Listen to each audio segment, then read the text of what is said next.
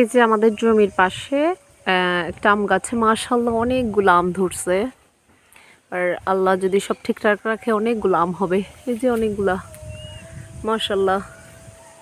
এই যে উপরে অনেকগুলো আম ধরছে। যে গাছটা কিন্তু খুব একটা বেশি বড় না, বাট মাশাআল্লাহ এই যে এখানে অনেকগুলা কলি আসছে। ও, আর এই যে এটা একদম জমির পাশে দিয়ে। আর এটা হচ্ছে আমার চাচার, ওনার ওইখানে এটা একটা পুকুর কাটছিল প্রথমে, পরে পুকুরটাতে এটাকে ভরাট করে সবগুলো গাছ লাগাই দিছে। মাশাআল্লাহ আমার চাচার গাছেও অনেকগুলো আম ধরছে। যে একটু দূরে আছে এখান থেকে।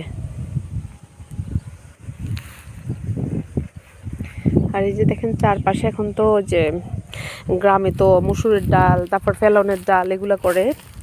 এই যে এগুলোর মাত্র ফুল আসতেছে ছোট ছোট, এই যে ছোট ছোট ধরতেছে।